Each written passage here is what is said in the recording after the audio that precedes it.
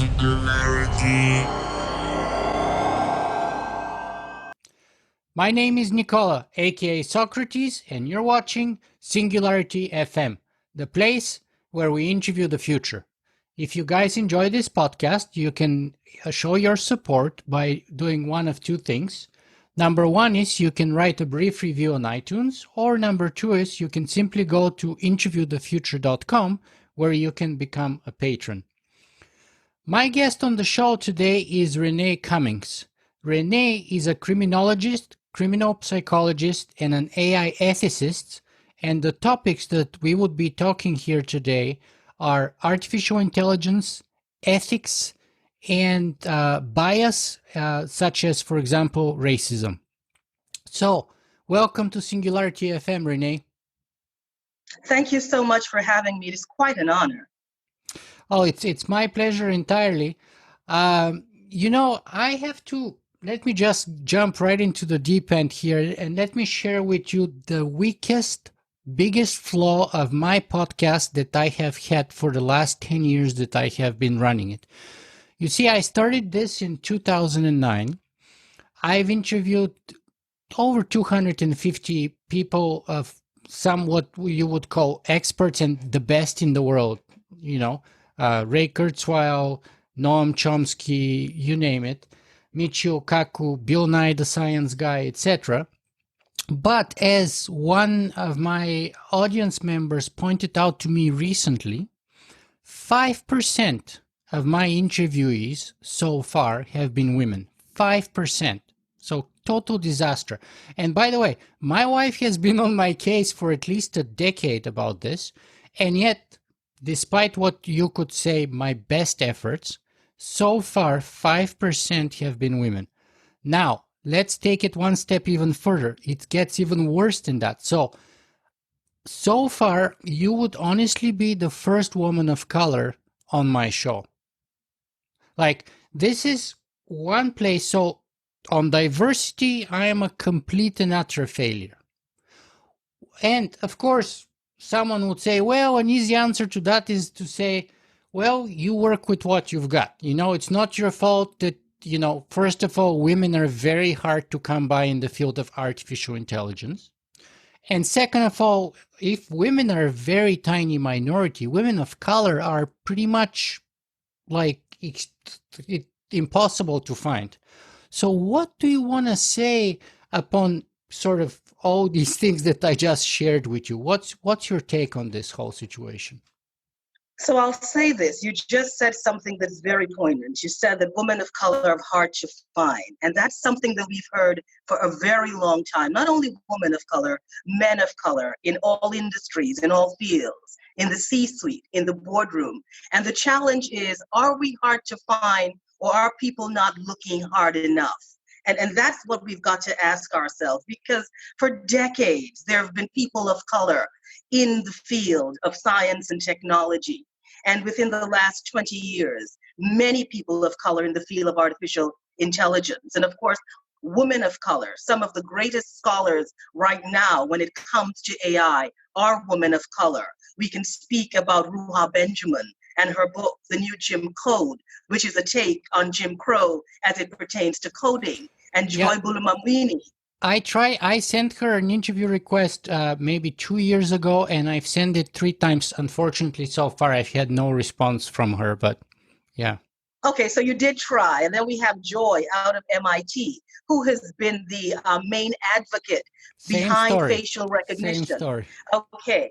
So then the challenge is a communication issue there, because you certainly reached out to some of the best women who are in the field right now. So I think the challenge is that we have always been there. I think we also have always had the talent. In your case, they may not have responded. In most cases, I think people don't look hard enough. Yeah, and I think the good news within the bad news that they haven't responded to me is that because I have resent my invitations in the last maybe month or so. But I think the good news is that if they were busy before, which is totally legit, of course, Now, the good news is that they're even busier than ever, I think, because they're going on media left, right, and center constantly. So I'm disappointed that I still haven't heard back, but I'm happy to see them getting everywhere. And so, like, I am trying my best, but I know I have to do better. I do know I have to do better. So, Well, this yeah. is definitely a start, and I hope this is it's just not an anomaly, but this is going to be the move forward. So again, it's good to be here, and it's good to be the first. My pleasure entirely. So let's start rolling the tape back a little bit here and just start with a simple question. Me and you, we meet each other for the first time today. So, and that's via Zoom, of course. So if I were to ask you, or let's say we were two people who just met for the first time somewhere in a restaurant or somewhere else at a conference, perhaps, and I were to ask you, who is Renée Cummings? What would you say to me? Certainly, Renée Cummings is a very dynamic, down to earth, compassionate, empathetic woman who really thinks about other people. And she has made her life's goal that ability to give service to herself, to her community, to her country, and really to look at ensuring. I think my commitment as Renée Cummings has always been to justice, to fairness. And it's something that I've been very, very passionate about, even as a child, standing up for people, letting my voice be heard for people, advocating for people who didn't want to stand up for themselves. So that is Renée Cummings. She is someone who gives voice to the voiceless. And tell us, how did your whole journey develop? I know that you're originally a criminologist and a criminal psychologist. So share with us, how did you start that journey, perhaps, and why? Why did you decide to go into criminology and criminal psychology? And then what kind of turns of fate or discovery or educations happened so that you end up into artificial intelligence ethics? Certainly. So I began this journey really as a substance abuse therapist because I was really interested in substances and how substances impacted individuals' lives and how substances really changed the narrative of people's lives. And how could I use a therapy to make that intervention to help people reimagine? Because I think with reimagining and rewriting that narrative, you would be on the way to rehabilitation. So rehabilitation, that was something very, very big for me. And once I started to work in the realm of substance abuse rehab, I realized that most of my clients in New York were coming out of the criminal justice system, programs that were diversion programs to incarceration for individuals who were addicted to crack cocaine and heroin and other substances. And then I started to realize that there was this correlation between substance abuse and crime.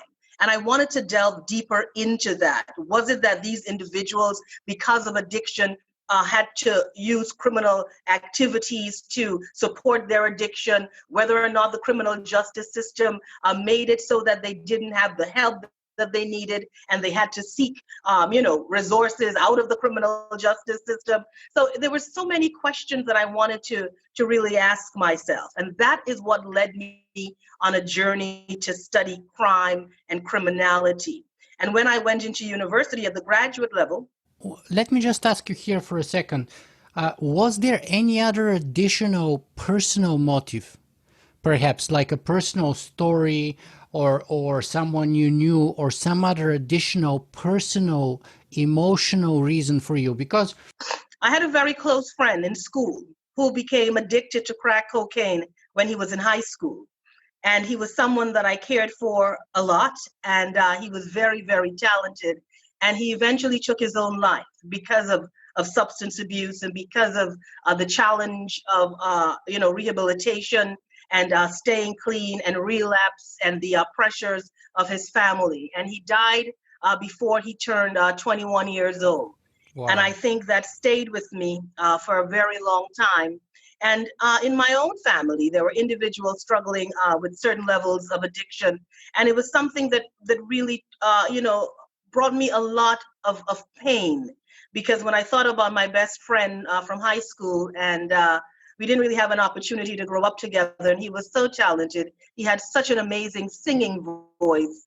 And I would remember forever how he would sing these amazing songs. He loved to sing opera, and it just really was something that stayed with me. So definitely I think that was my personal impetus to moving into substance abuse and really trying to see what I can do when it comes to giving back into service among individuals who were dealing with addiction.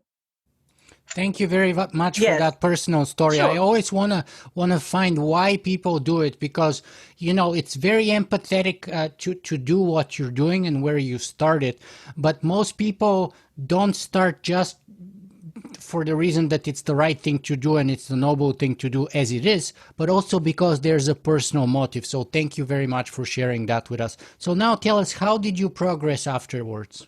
Sure, certainly. So then I got into grad school and I started to study criminal justice and particularly criminology. And while I was there, it was still around the time where New York was still dealing with the after effects of 9/11. And I actually went into terrorism studies. So I looked at Wow. criminology and I looked at terrorism studies, and my focus was the psychodynamics of terrorism. And I think that introduction into the psychodynamics of terrorism, combined with my past in counseling psychology and substance abuse treatment, really came together. And that sort of piqued my interest as well in criminal psychology. So a lot of the things that I did look not only at the individual perpetrating the crime, but going back into the history of that individual to find out the many things that may have created the context or proclivity to criminality. So that's how I combined criminal justice, criminology,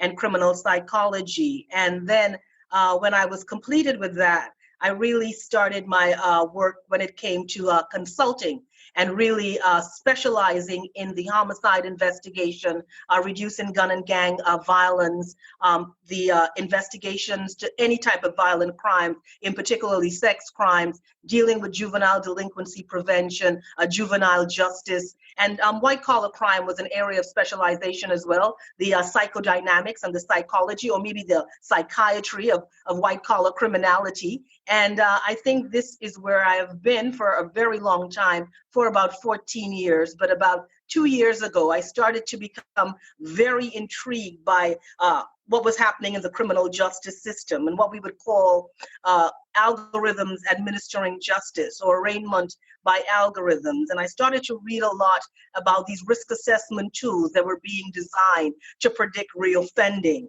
and how these tools were disproportionately giving extended sentences or longer sentences to people of color. And there were many exposés, a very big one in 2016 by ProPublica that really brought it to the fore.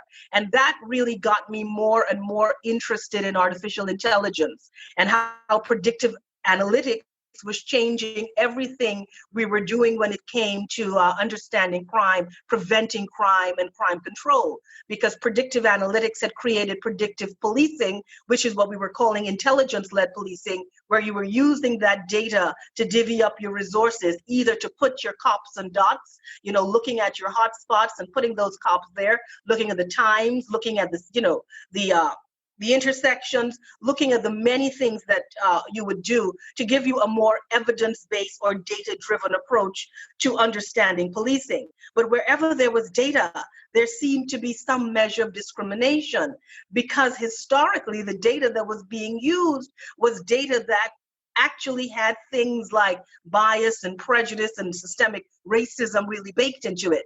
So I started to become more vocal and to start having more conversations with the criminal justice fraternity. And then I realized there was no criminologist really stepping out there and speaking about these things. And then it goes back to that childhood Renee, who was the advocate for her friends, who stood up for the other person, who had to stand up in class and tell the teacher the things that we felt that could have been done better in the classroom, oftentimes to my own demise, because standing up in the classroom at that time was not something that was encouraged or having and advocate spirit was not something encouraged in the school that I attended, and or even at the time.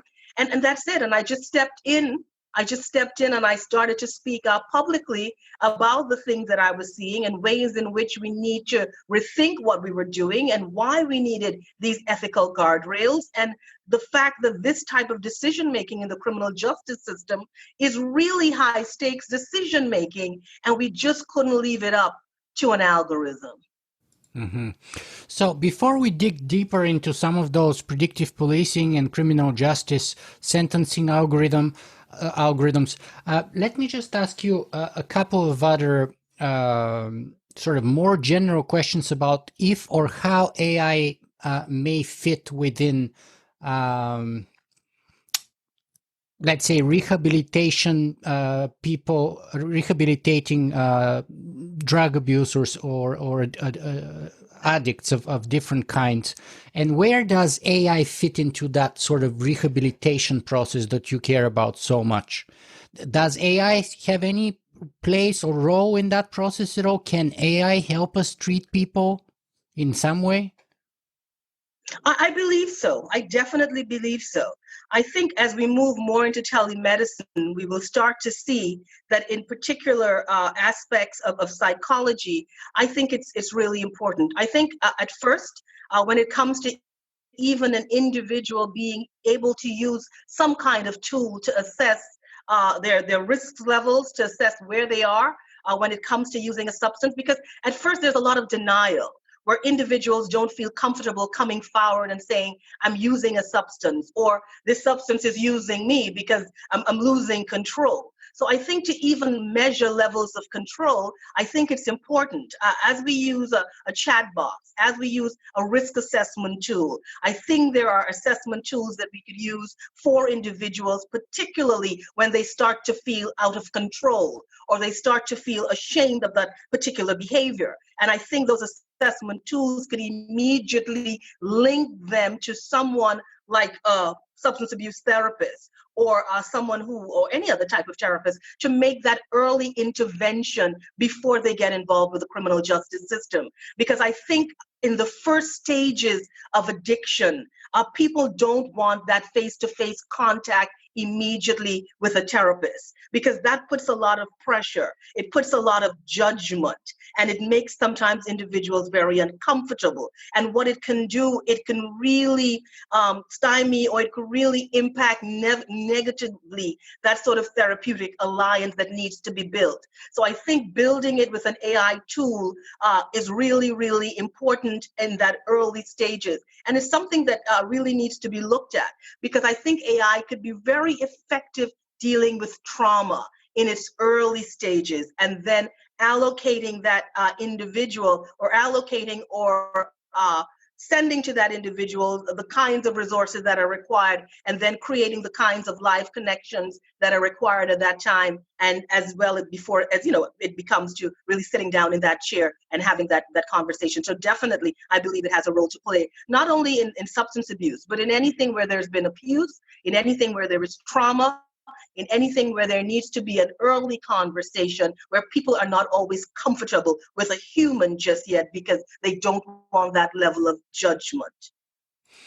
Very well. And then let me ask you one other sort of general question, which stems from a recent sort of argument or debate I had with a good friend of mine about whether there's racism and how do we exactly judge racism, systemic racism, because we were discussing the Black Lives Matter situation and whether there's racism in the police departments in the United States or in Canada, where I am from. And, his argument was like, he's showing me a picture of a police academy graduates sort of lined up, at their graduation ceremony. And you can see like 30 or 40% of them were people of color. And his argument is, look, they're overrepresented. You have certain percent of the population of these minorities, but actually a larger percentage of the population is within the police force. Therefore, he goes, I don't see that kind of systemic bias or systemic racism that you're talking about. What would you have responded to a person like that, to this kind of argument? Well, Certainly, I would tell him that when it comes to the hiring process, people of color may be highly represented, or if he saw a picture that where they look overrepresented, that's fine. That's in hiring.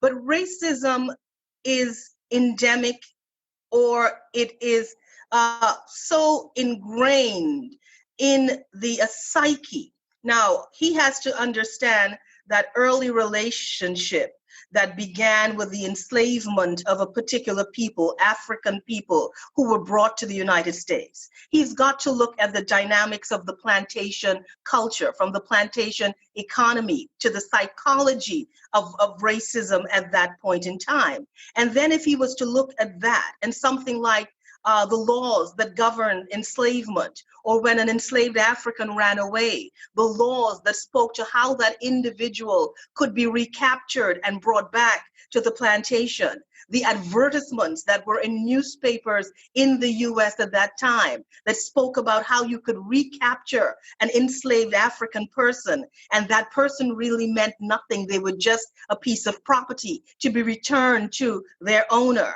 And what would happen to an individual if that individual ran away? And when you look at those years and you look at those relationships, and then you look at something like Jim Crow, and then you look at the civil rights movement, and then you look at the 70s, and then you look at now, you would realize that there is a problem.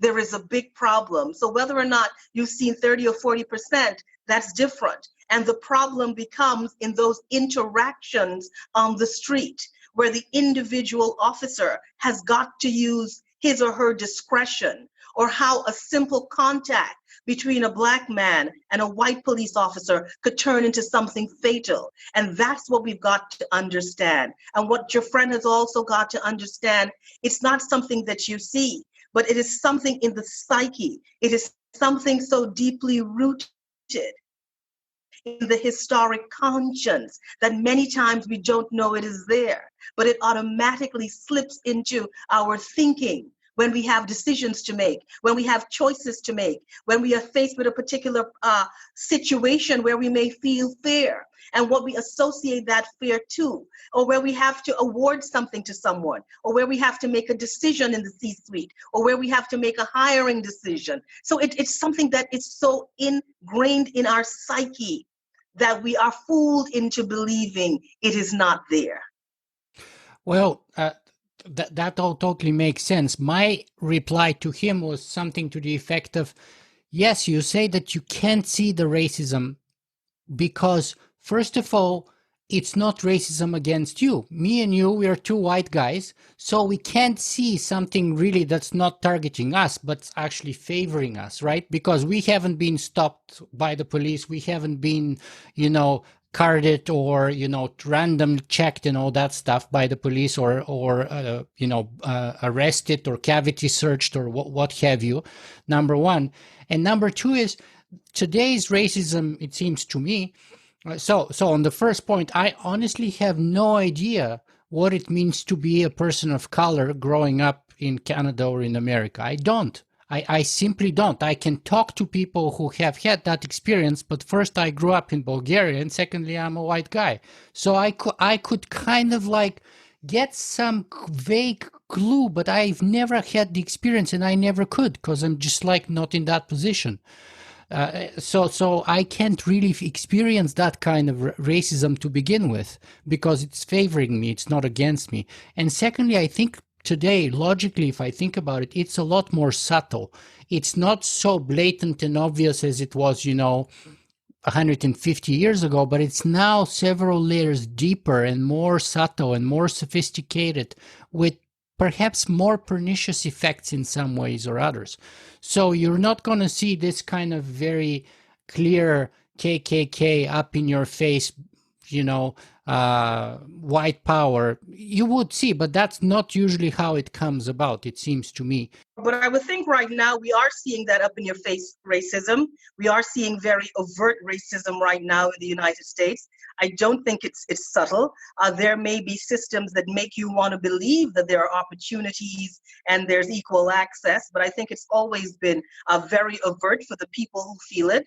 And I think what we've had to probably cope with would be polite racists. I think many individuals know how to be polite about their racism, and then when they were in their groups and their enclaves and their own communities, then they feel comfortable to say certain things.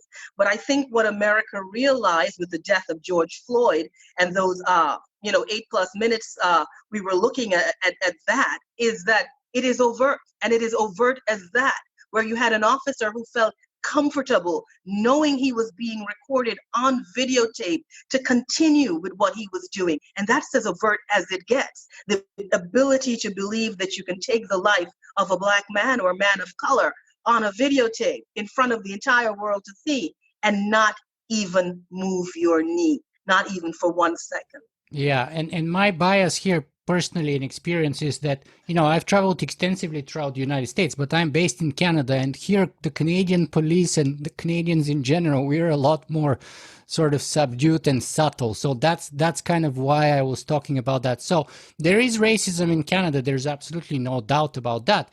It's just that that's what I meant by being subtle, is like, it seems to me in Canada here, it's not so much up in your face, because that's kind of, you can say, maybe the social psychology difference between Canadians and Americans in some case.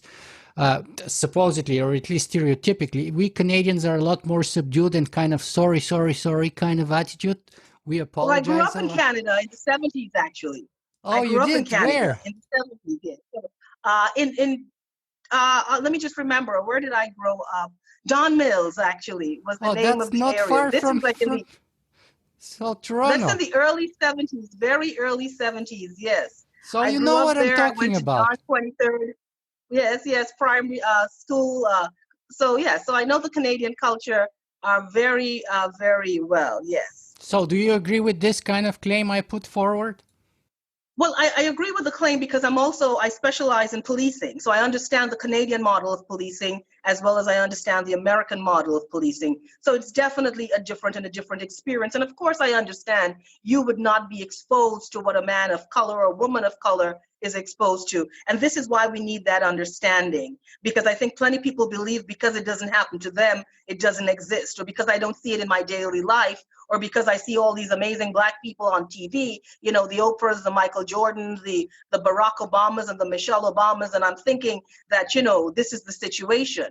But it may not be the situation. Or we see in big companies where they put a Black or brown person as head of diversity and equity and inclusion, and you're thinking, well, everything is good at these companies. But it really isn't, because as we say, by putting a brown face in a high place doesn't mean that racism doesn't exist. Yeah, and just to finish that, to close that loop and maybe move on to the actual algorithms here, my final retort to my friend was because his argument is like, look, man, you like me came to this country with one tennis bag of clothes, and you started from nothing, and you did everything on your own, quote unquote, right? So you had no advantage. You were a total disadvantage compared to all born Canadians, etc., right? Why should someone of different color have, affirmative action or something for them? You didn't start better off than them. And my response was like, yeah, but look, I had a lot of disadvantages coming here on my own as a young person and all of that, but I never had the disadvantage of color. I never had that disadvantage. Well, it's really more than color. And that's what I want people to understand. It's more than color. Right. When you think of the U.S. context, it's not only racism based on color. It is a psychology of racism that perpetuates, that extended beyond the plantation, where the mentality, the economics, the psychology of the plantation was maintained in certain systems. When you look at something as redlining, where persons of color in the United States were denied access to finances, to loans, to banking opportunities, to mortgages, to home ownership. Or charge higher interest in some cases. Exactly. Then you understand how deeply ingrained in the society. So it's not who comes with one bag of clothes. It's these individuals who had to leave a plantation. And history shows that when African Americans left the plantations, they accessed education more than any other group in America and was able to educate themselves from being denied to read to having someone like Frederick Douglass, who was an enslaved man who got out of enslavement and who became an intellectual. And not only him, so many others, enslaved Africans, right? When we go back, as Alice Walker said, in search of our mother's gardens or in our father's gardens, we saw individuals who could not read, embrace education, and rise when it came to scholarship. So it's just not, equal access in that regard. You've got to think about things like the riots in Tulsa, and when African American people were building their own communities, and they created their own housing and their own banks and their own stores. What happened? People went into the community, white people, and they burnt them down. They killed, they massacred, they destroyed those communities. And it's not the first time. So we just can't think about what we see in the now, but I think people have got to understand the history. It is a painful history. It is a shameful history. It is a history of trauma. And I think sometimes many people don't want to go back to it because it's something that you want to, cover up. But we've got to be honest. And this is why we've got to have these open and honest conversations to move forward. And this is why this movement at this time is forcing those conversations. And this is why they are looking for a reimagining of America that says that Black and brown lives matter, as well as Black and brown data matters when it comes to those algorithms. Thank you very much for that. So now moving to the specific algorithms, what's the problem with the algorithms, right? Because engineers and mathematicians would often say something like, look, you can't argue with math, right? The math says so. These people are a higher risk group. They're more likely to reoffend. Therefore, we should charge them, or they're more likely to not pay their mortgages. Therefore, we should charge them higher interest. They should pay higher insurance, and they should have longer sentences. And if you don't like it, or if you don't believe me, look at the math. The math is the math. What do you say to that? Well, we know that math isn't objective. We know that math is very subjective. We know that math and science is not neutral. We know that algorithms don't design themselves. They're designed by individuals who may or may not have particular biases, or who may think they don't have those biases, and those biases slip into the design process. We also know that we've got to ask ourselves, who's at the table when these algorithms are being designed? We've got to think about that. And then we've got to think about something as systemic racism. And if you have a country built on systemic racism, and if you have systems built on systemic racism and institutional prejudices, and we're collecting data from those systems, what type of data are we expecting to get? And if we don't have proper systems, human as well as technological, to detect those risks and mitigate against those risks, then we will continue to have the challenges that we're seeing right now, and we will continue to be struggling trying to come up with algorithms that are really reflective and that do not have those old biases and those disparities and inequalities, and we would not have an industry like AI that has now got to rethink moving forward, reimagine as well, because look at it this way. When you come to the conceptualization of design, you are using your imagination, and your imagination is already situated within the context of whatever your prejudices and your biases are. So just in the imagination process, who designs an algorithm, and what is that algorithm designed for? So when someone was looking at facial recognition, yes, someone said we could have facial verification and we could use it to open our phones and to open our bank accounts, and we could do those great things, but somehow we could also use it to surveil people of color, right? and to use it to incarcerate people of color, or to use it for a particular demographic, which would be people of color who we've made this presumption are more criminal than anyone else. So we've got to think about that. So this is a good moment to dig deeper into the specific algorithms that you're an expert in, from the point of view of the criminal justice system, and perhaps predictive policing or sentencing, or any other examples that you can bring to our attention.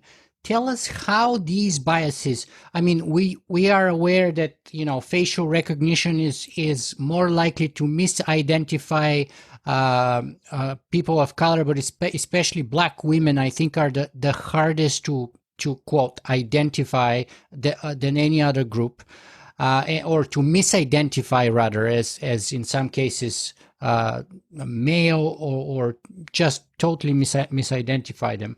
But tell us, what are the problems perhaps with the algorithms used by the criminal justice system, by the predictive policing software, or even by the software which judges use for sentencing or handing out or deciding the term of sentence when they're making their own decisions? Right. So what we're seeing with the data is the design of these algorithms, and many of the data points that are being used are also proxies or for racial classification. So if you're using things like traditional data, geospatial data, you're looking at people's education, you're looking at people's prior criminal records, you are looking at how many other individuals with a criminal record might be living in a particular community. When you're looking at certain things, what happens is that those classification points become proxies for race, although you may not start out with that. As well as if you're using criminal justice data, you would appreciate that criminal justice data is data that is very skewed. It's dirty data. It's data that is just littered with biases and prejudices. So if you're building something with that, you are going to get something that either overrepresents or over-police. So we would see something like predictive policing. The city of Santa Cruz in California recently banned it because they realized that there was something about this that was prejudiced, that was biased, because what it was doing is really over-policing Black and brown communities. So right there and then we realized that this technology is not solving crime or reducing crime, but it's really re-victimizing individuals and really maybe creating crime in communities of color. When we think about even other aspects like sentencing, what we saw with sentencing were these algorithms were either opaque in the sense that they really were frustrating due process. And then we saw either what they call zombie algorithms that were doing this over predicting of whether or not someone was high risk and whether or not that individual would reoffend. So what we saw is because we were using this data to create these algorithms, and of course the individuals who were designing these algorithms may not have been the most diverse group or have that level of data vigilance or data consciousness when it came to understanding what they were designing. And then in just our general thinking, the process is, well, we're designing something to reduce crime, and by reducing crime, we've got to incarcerate Black and brown people. So right there in the design optimization process, we know we're optimizing two things: criminal and Blackness, or criminal or color, skin color. So we see how these algorithms start to behave badly, and it's really impossible to rein them back, to bring them back in once they've been released. So this is why we saw when it came to sentencing, when it came to predictive analytics or predictive policing, when it came to creating those gang databases, when it came to facial recognition, deeply baked into the technology is systemic racism. So then it could never be fair. Then you would have situations where individuals were being sentenced based on an algorithm, and because of that whole black box question and issues of accountability, transparency, and explainability, individuals were not able to face their accuser, which is something in criminal justice that you are able to do. So if an algorithm makes a decision about you and you're unable to face that algorithm, then what happens to you? What happens to you? So this is why those ethics were critical, and this is why we had to look at what was fair when it came to algorithmic decision making, and then we had to really look at questions of accountability and transparency and explainability, and what happens when a third-party vendor creates something for the criminal justice system, and what's the liability issue when you outsource criminal justice decision-making to an algorithmic decision-making system. We've got to look at all of those things. And it comes down to civil rights, civil liberties, and whether or not algorithms will undermine those things, particularly in the criminal justice system and in society in general. Yeah, when it comes to accountability and transparency, especially, it seems it's really one of those pernicious examples where an actual algorithm can decide a human's life. So instead of a judge or a human judging from a human point of view the crimes or the sentence of another human, we have a sort of an algorithm which decides that, and which is non-transparent and non-accountable. And actually, a couple of months ago, I interviewed Kathy O'Neill on the podcast with her fantastic book Weapons of Mass Destruction. And she was talking, her example was that of the software that's used to evaluate the performance of school teachers in New York State. And how when she actually tried to have a look, because, she's a PhD from Harvard in very advanced math. She was a quant on Wall Street and all of that. She gets math, right? And she tried to look at the actual algorithm that are used to evaluate math teachers in New York State. The answer she kept getting was like, oh, it's math, you wouldn't get it. Oh, it's math, you wouldn't get it. So there's absolutely no transparency. And there's no guarantee it even works, because you cannot falsify it. You cannot prove it wrong or right. It's too advanced. So at some point, she says, it becomes like so embedded that it becomes like religion.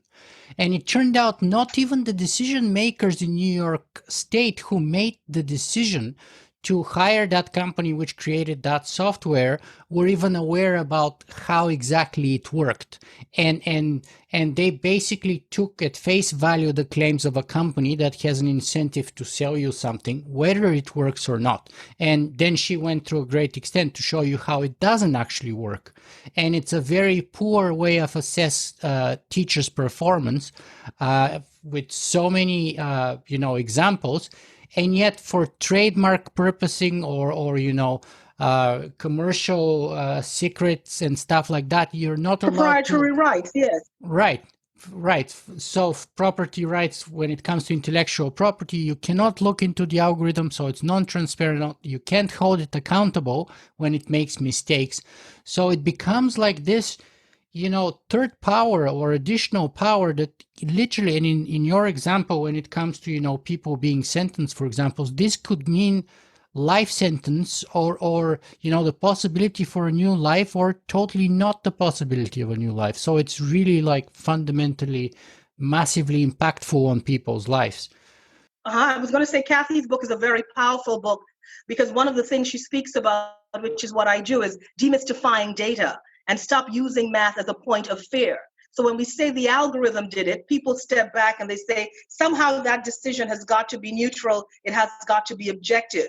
But nothing about math and science is objective or neutral. Nothing about an algorithm is objective or neutral. It's a very deliberate process when you make an algorithm. It's a very deliberate process when you create an AI tool. It's a very deliberate process throughout the design, development, and deployment life cycles. And this is why we've got to ensure there's that ethical guardrail. And this is why we've got to understand how subconscious and implicit bias slip into the design process. And when it's there, how do we ensure that we mitigate against it? And that's one of the great risks right now when it comes to AI. And it's the one that's been causing a lot of the crises that we are seeing in the industry.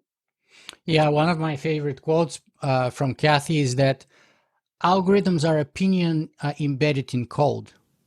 So Indeed they are. They're not sacred, and they're not, infallible. they're not perfect, and they're not objective. They're just an And they should opinion be embedded in challenged. code. Yes. And they should always be challenged. And an individual should always have that recourse to challenge the algorithm. And that's why maybe the black box should be crystal clear so we could look into it. We may not always understand it because we're not data scientists, but I think the individual should always have the right to challenge it. And that is why accountability, transparency, and algorithms we can trust, responsible and principled AI is so critical. Well, okay, so let's take that thought then. So how do we challenge a system which is already quite embedded, and it has sort of its tentacles, if you will, in the credit industry and banking industry, in the predictive policing industry, by simply sending certain police cars at certain days of the time, at certain times of the day, to certain locations, of then advising judges to make certain longer sentences for one group versus another group, in some cases to charge them higher insurance, and all of this. So this system is already quite developed. It's quite widespread. It's quite deep and quite well embedded. So how do we challenge that system then? Well, you challenge the system by calling the system out. And this is what we're seeing now more and more. You challenge that system by saying that the status quo is no longer accepted. You challenge that system by forcing each and every one of us to challenge ourselves and to challenge our thinking. And we challenge society by saying that we are not going to continue like this, that there are other ways for us to continue. And I think we are seeing that challenging happening right now with calls to defund the police, reimagine policing, recreate policing, community-led policing now, community-led initiatives, stakeholder engagement, public engagement, and letting people know, as we are seeing right now, that your civil rights are something that are as human, or something that are critical to you being as human as you want to be. And I think you've got to challenge. And I think this is what we're seeing more and more. You've got to challenge the system. I'm not saying that the system is going to change today or it's going to change next week, but you've got to keep the system on its toes, because we all have biases, right? We all have prejudices. We all stereotype individuals. Sometimes we call it preference. That's my preference, but it's a bias. And not all biases or prejudices work against us. So I think that education and that understanding of what is going on in our brain, and this is why I always say, people call me a data activist. And this is why I always say it's about being data conscious. And to be data conscious, you've got to be vigilant. So if we come back to substance abuse, if you are in the process of rehabilitation, and if you are dealing with recovery, you know that recovery is a lifetime process. It is a lifelong process, because at any stage of the game, you can have a relapse. And that's when it comes to systemic racism. You've got to challenge the system. Right now, all of America is probably in a state of recovery when it comes to racism, right? What we don't want is a relapse to see another George Floyd. What we don't want is a relapse to see predictive policing arresting young Black and brown men disproportionately. What we don't want is a relapse of what we saw in that Wendy's car park in Atlanta, where a Black man was awakened in his sleep, right? And it turned into his death for a drunk driving offense while he was in a parked car in a parking lot. So I think we've all got to be vigilant, understand the biases that exist in ourselves, and be conscious enough to know when it's slipping in and just check ourselves. And that's how we challenge the system, by challenging ourselves. I'm all for that, and I have written extensively in the past about how the world is transformed by asking questions. So we should keep questioning and ask new questions and better questions and deeper questions, and not accept the claims of the system at face value, if you will. But someone might respond, well, look, let's take your example about defund the police and all of that, right? we are going to devolve into anarchy, they would say, and they have said it. We can't simply defund the police because some of those neighborhoods, which are very crime-ridden to begin with, are going to devolve into complete shootouts and utter anarchy. And they would say, well, look in Seattle, that little patch, you already had several shootings. You had a 17-year-old who died. You have another one in critical condition. And why? Because the police wasn't there. What do you say to that kind of That's argument? fearmongering. That's what we call fearmongering, right? And we don't ever want to get into fearmongering. Defund the police doesn't mean there's going to be no crime control or there's going to be no crime prevention. I think what it means is how do we reinvest those resources? What defund the police is saying, when you have an interaction with a police officer and someone who may have mental illness, you may not need a police response. When you have a situation with a young Black man who may be having some sort of traumatic experience and his mom calls the police, or young Black or brown girl, the parent doesn't want to see them dead after the police interaction.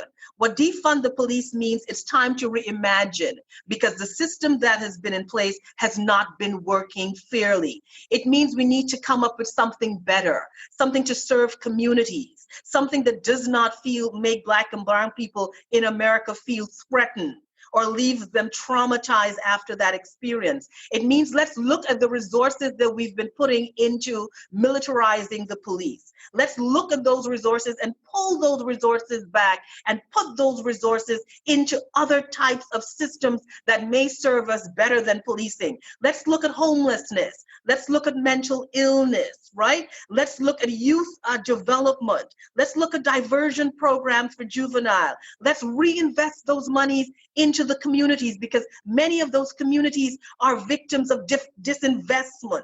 So let's build and let's invest in human potential and community potential. And maybe we won't need the kinds of draconian policing and the kinds of policing that looks like racism. If it's not overt racism, there's some sort of racism in there. Let's look at the needs of the community and let's build our communities up that will build our country up. And let's not only use law enforcement as a response, because law enforcement has never been the right go-to response for social challenges or for psychological challenges. And I've trained a lot of police officers all over the world when it comes to the kinds of interventions that are required. So defund the police.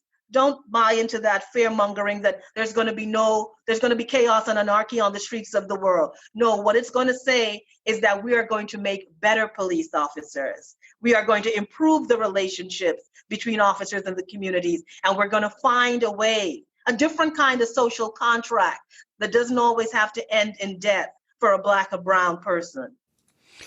What can we learn from the Camden, New Jersey example in that context, if anything? The Camden example has been a great example where they reinvented policing, where they invested more in community-led initiatives, where they looked at the criminal justice system and the legal system, where they brought equity to the system, where there was also real-time justice responses. We looked at how the individuals, how law enforcement and the communities build different kinds of relationship, a lot of stakeholder engagement, a lot of public engagement, a lot of bringing those policies to the public and getting public involvement in that. Also, it's about trust. The Camden experiment was built on trust and transparency. And even that Camden experiment still needs some tweaking and can do with a little work, but it's a start. It's a start in the ways, in a way in which things could be done differently. And if that is a start, I think what we can see now would be even greater, because I think many of the policies are going to be challenging the imagination. And I think when we challenge our imagination, all of humanity is made better because of that challenge. So, can you tell us perhaps what were some of the lessons there after Camden disbanded their police and sort of defunded it and then sort of reinvented it from the ground up? And more specifically, what was the impact of the crime statistics at the local community level before and after that change? How did things change? Were there more murders or less? Was there more crime or less? What was the general sort of effect of that?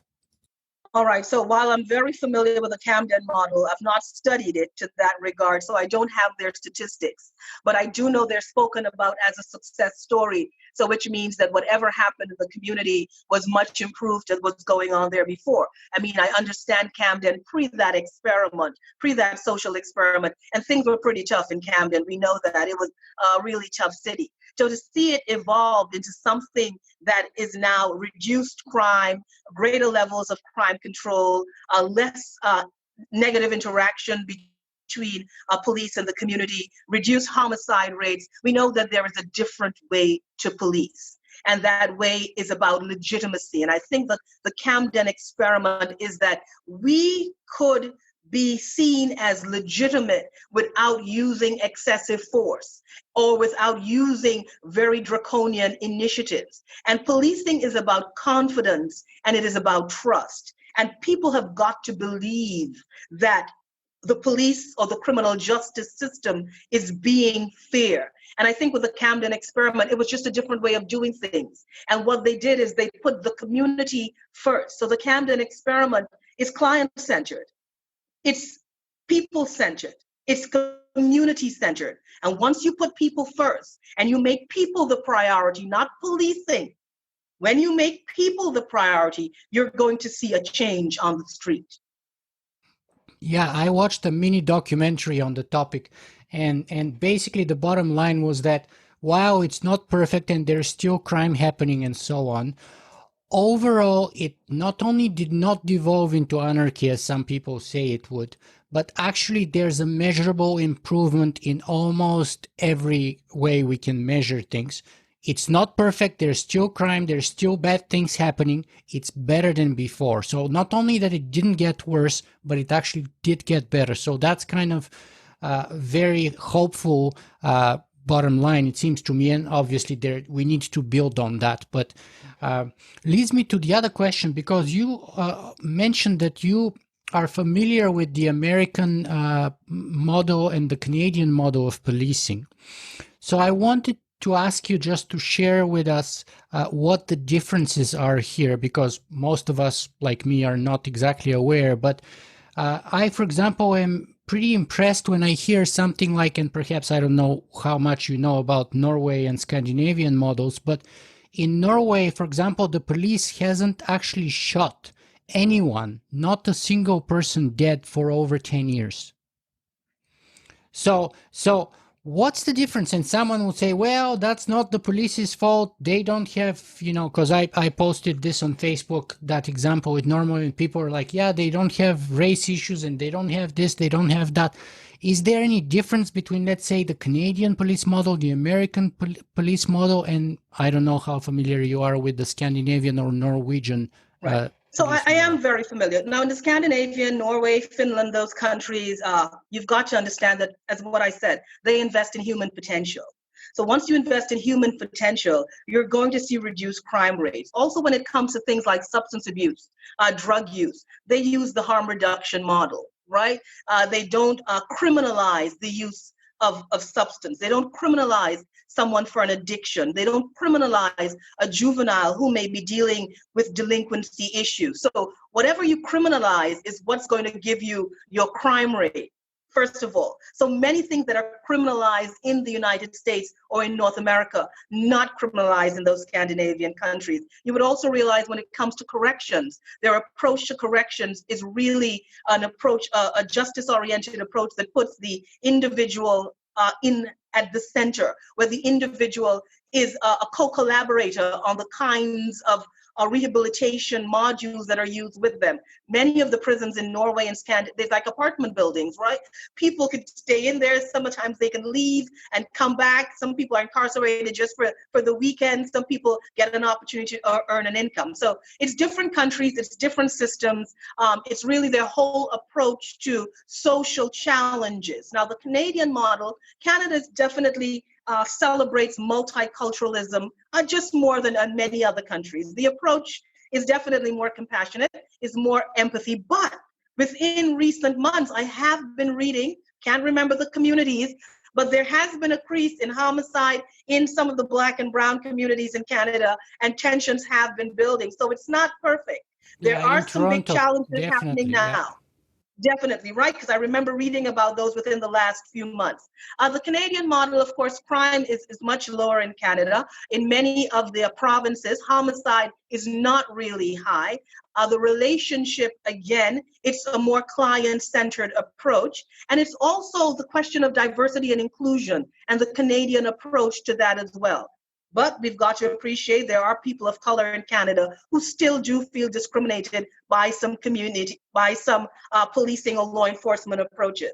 The American system is, again, you've got to come back on how policing was developed. And you've got to also realize in the United States, given every social movement, we saw a change with policing. Many of us can remember those documentaries, pre-civil rights, during Jim Crow, with Black and Brown people being hosed, being canines being used against them, The people birth of a being beaten nation. up, lynching. We have all of those things. So you've got to understand how policing was used. How did the police start? You know, you've got to look at that correlation between bounty hunters who went out there and got enslaved Africans and brought them back to the plantation. So you've got to look at how racism, subconscious and implicit bias is part of the policing model. It's not overtly there. Nobody's teaching you how to be a racist cop, right? Most cops are good cops. Most cops are not racist. Most cops never use their gun during the course of a day's work. But there are those interactions. And although they may be a small group of incidents, they oftentimes end up in a fatality and the death of a Black and Brown person. So again, it comes back to what we criminalize. In the United States, we criminalize skin color. So we know that Black and Brown leads to an offense, could lead to an arrest. Also, we have the highest levels in the world when it comes to our prison population. So that speaks to what our philosophy of policing is, because it's a matrix. The criminal justice system is a matrix. It's the police, it's the courts, and it's the prisons. So you can see what's happening there. There's a color to justice. You Know, have your a skin stress on color punishment rather than prevention. as well. And when you look at the models in Scandinavia and in Finland, as we spoke about, harm reduction, investing in human potential, not criminalizing everything so you're not going to have those challenges, those high crime rates. And rehabilitation is really critical to that model as well. And respect for the individual and that narrative where people could re-engineer their cognitive landscapes. People can change. And you've also got to look at the population demographics. And you would appreciate in Scandinavia, most people look like each other. Of course, there are Black and Brown people there, but the highest percentage of the population looks like each other. So I guess people may treat each other with that respect that you may not see in countries where people don't look like each other, where there is that fear, where there is bias, where there is prejudice, and where there's a lack of understanding, and where there is that disrespect often, for diversity. And this is why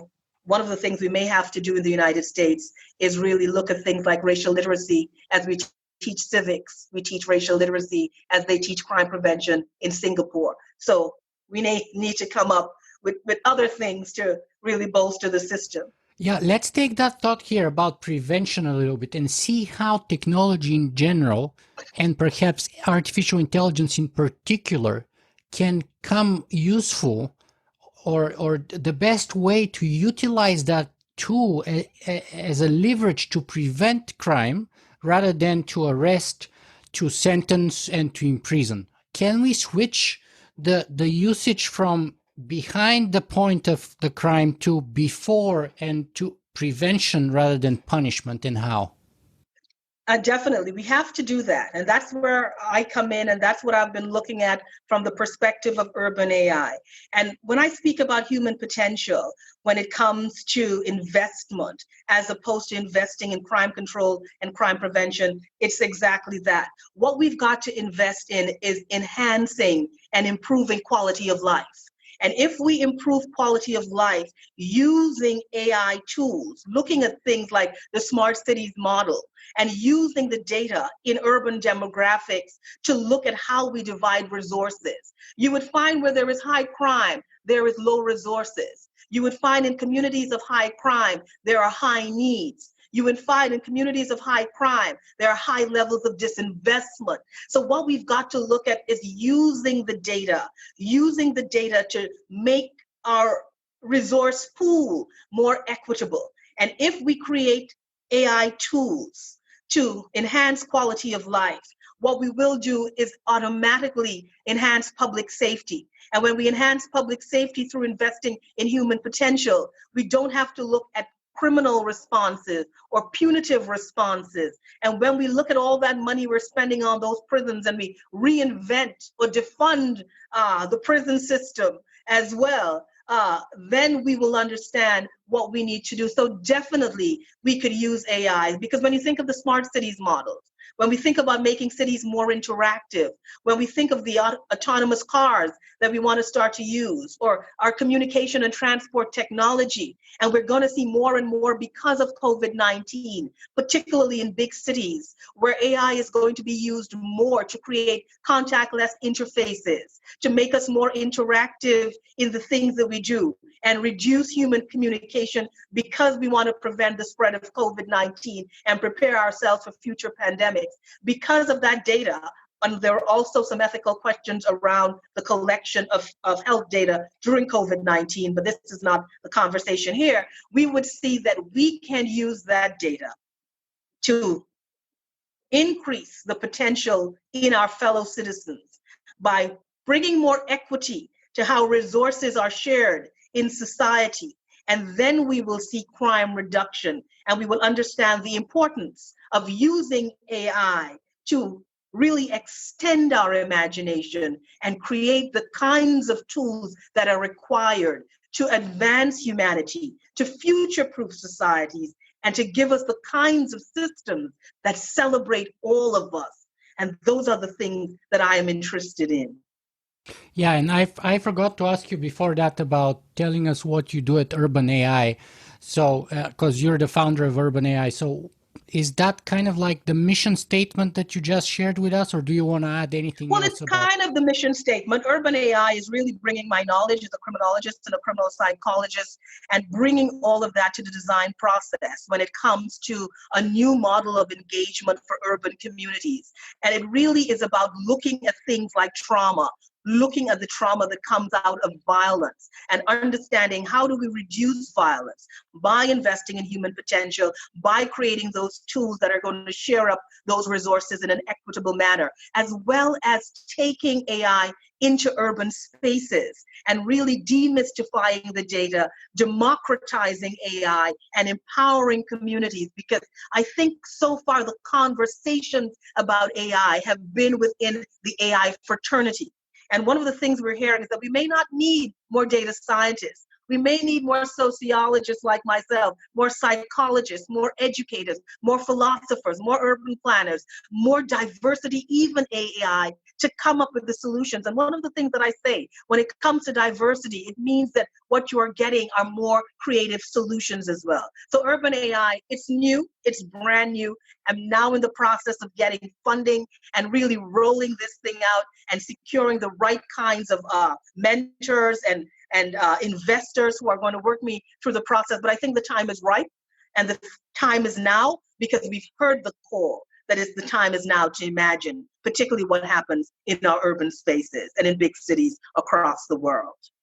Yeah, I couldn't agree more with you. I myself have been pushing the call for more philosophers and ethicists in technology in general, and AI in particular, for over a decade now. And the good news is that people used to think that I'm crazy and it's a waste of time, because as an engineer friend of mine says, you philosophers are all bullshitters. because you don't have anything to show at the end of the day. Whereas you see, he says, when I go to work and I finish my day, I have something to show for it.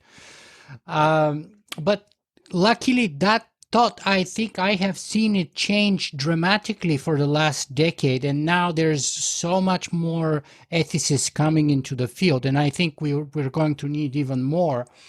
But of course, we also need more diversity and representation, both of women in general and women of color in particular.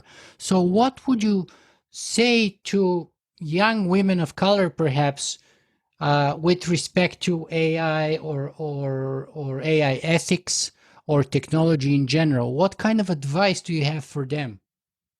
Should they go into your field or into a similar field with technology or AI? Should they care about it? Should they be involved? And how, if they should? Right. So one of the things I try to do is demystify data. One of the things I try to do is encourage more people of color to enter this field by letting them know how dynamic and how diverse it is. Also letting people know you don't have to enter AI as a data scientist. You could enter from psychology, you can enter from psychiatry, from sociology, from marketing, from communications, from crisis management, from risk management. All those are areas, from finance, all those are areas, philosophy. And what I try to do is bring that diverse perspective to them. And of course, let them understand how critical this technology is, how pervasive, how powerful it is, its potential and its promise. Also letting them know about the perils as well and the risks, and understanding that I bring to them is that you've got to get involved because this is the future. This is the future, and you've got to have a voice in the future. And you cannot let the future happen without you being part of the co-design process. And I think more and more as I speak, more and more women in general, and not only a woman of color, actually white women as well, have been reaching out to me and saying, you know what, there's something about you, what you said that has inspired me, and I want to get into AI. What we're also seeing is a lot of people mid-career who want to get into AI. And it's not only these young data scientists who are coming straight out of college, but a lot of people in their late 40s and their 50s who want to make a career change in this field.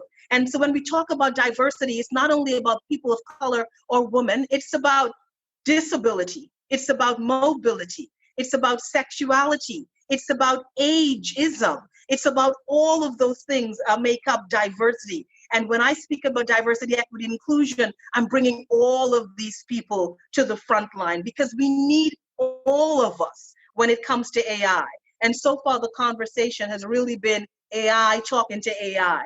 And now we've got to have that level of public engagement because it's about the consumer. And one of the other things I really do is tell people you need to be an educated consumer about data. You need to understand your data is power. You need to understand how someone is using your data. So particularly for young people, they've got to understand the power they hold in their phone because all of the world, all of big tech wants the data of these young people right now.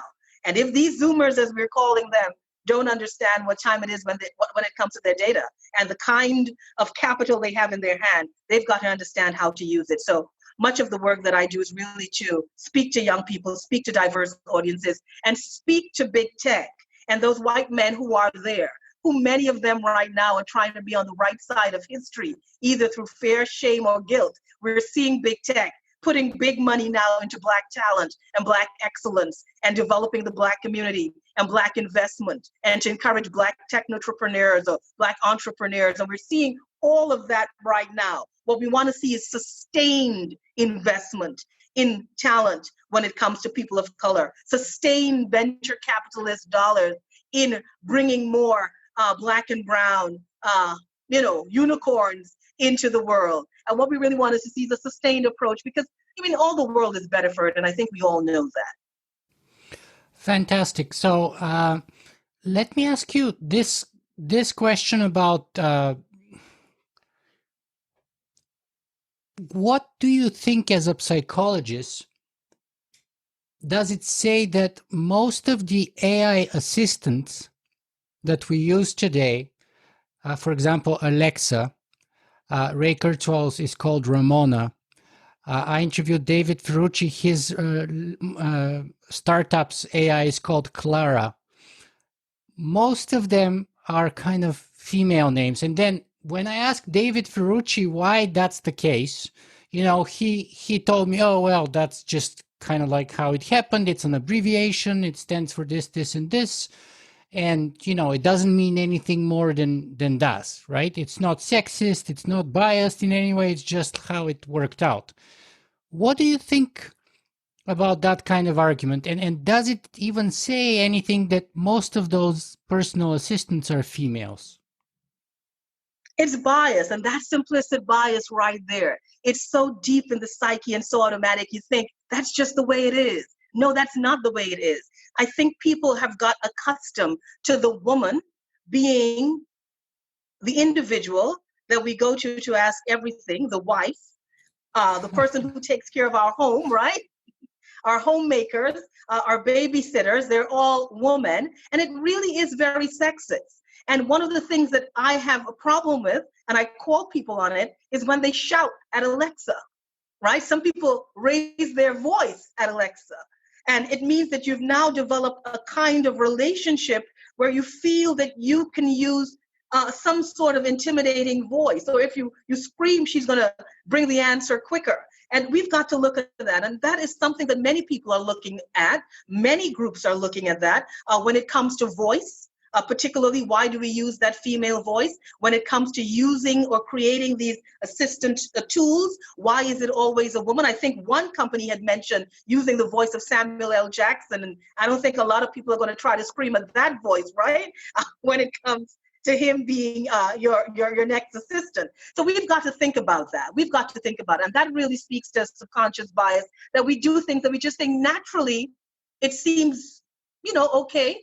Who are our librarians? Historically, our librarians were always these wonderful women who sat with their fantastic glasses, their perfect hairstyles, and their nice clothes in the library. So it comes back to who gives us the information? Who do we go to? Do we always ask mom for it? Do we always ask the babysitter? Do we always ask the housekeeper? We've got to think about that. And this is another area where there needs to be diversity. And we need some male voices in there. We also need some other types of voices. And not all voices are perfect voices. There are persons with speech impediments. And we've got to even think about, the things that we do and how we celebrate those things. What about an Alexa who may have a disability? Well, I agree with you about that bias, and that was actually the reason, of course, why I asked David Ferrucci after he moved from creating IBM's Watson to create his Clara, and I got a lot of pushback for asking that question, because first, as I told you, he responded, and I went to open up the page just to remind myself that Clara stands for Collaborative Learning and Reading Agent, and then I had a lot of people pushing back at me, saying that question was out of line, it was inappropriate, it was not professional, and it if anything represents my bias rather than his bias. So I disagree with that. There's just a natural tendency in society when it comes to when we think of a waitress, when we think of all of those things, who do we think about? When we think of someone who's going to serve us, we always think about a woman. When we look at what's happening now with all technology and all different types of more creative uses of technology, what are they creating? Even in the sex industry, woman.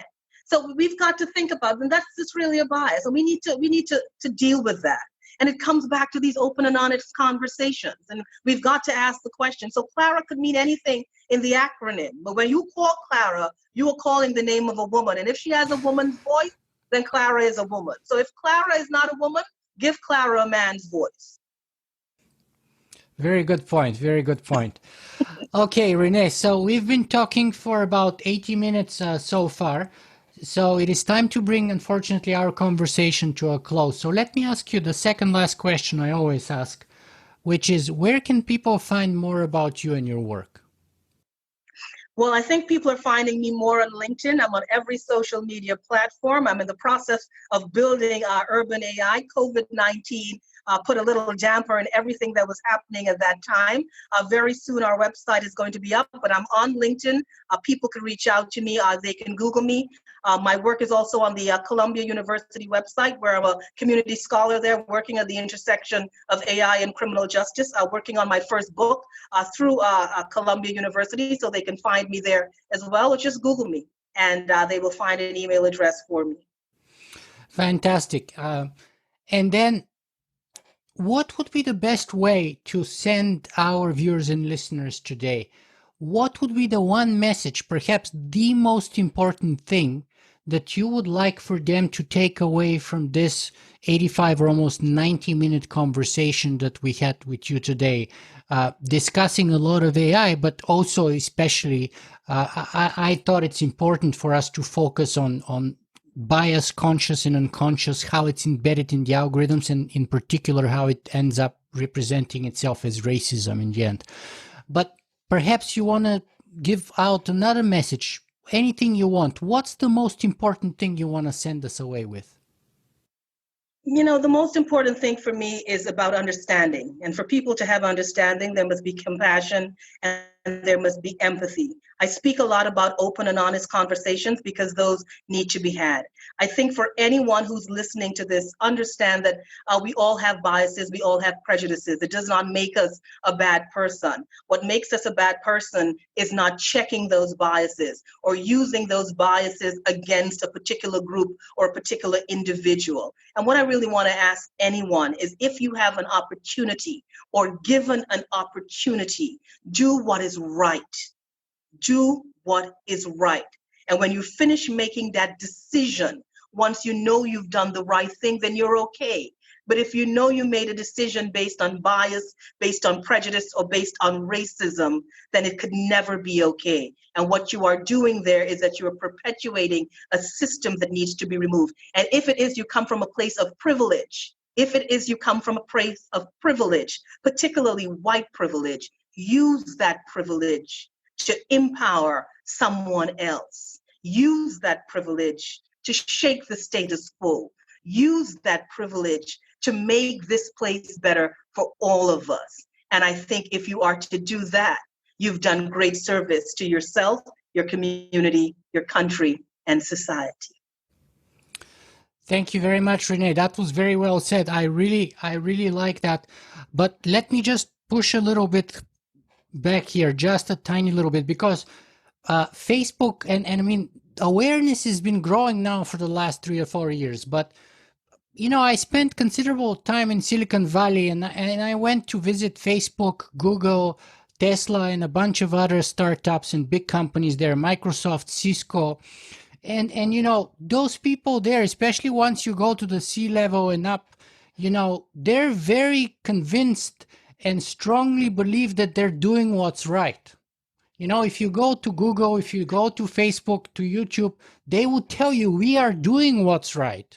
You know, and they're convinced 100% that they're not doing anything wrong. And yet, the awareness, you know, I was there in 2011, and I was arguing many of these points at the time, and I was kind of occasionally not being invited back, if you will, because I was this kind of annoying Socrates type of a guy who always asks those really annoying questions and is not contributing to a pleasant conversation. You know, and now the awareness has been growing, but as I said, most of them believed, and even still to this day, they still mostly believe. I just watched another interview with Mark Zuckerberg. He still believes that Facebook is largely on the right side of history. He still believes that they're largely doing things right. He still believes that they're a force for good by a large margin overall. Do you agree with that? And what do you say? I totally disagree. The fact that you had Microsoft and IBM pulling back when it came to the development of facial recognition technology after years and millions of dollars of investment, and you have Amazon saying they're putting a moratorium on it, you know they know that they were not doing what is right because they made that decision. When you look at the kinds of investments that are being made now in Black talent and trying to, change the course of these companies, you know that they knew that they weren't doing what is right. And when we see what's happening with Facebook and what they've been experiencing with all these big brands pulling a lot of their ads, it's hit the bottom line, and they know they've not been doing what has been right.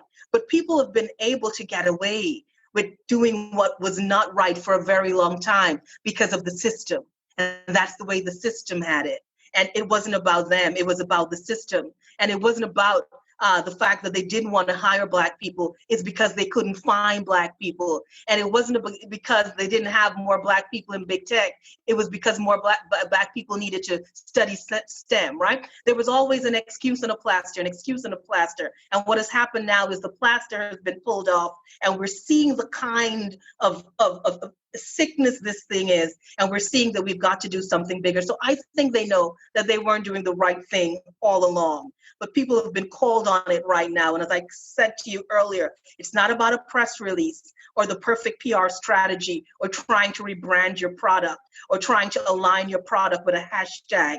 It's about sustained change moving forward and understanding that we've got some systems to correct, and we've got a limited amount of time to get it right, and that's in real time.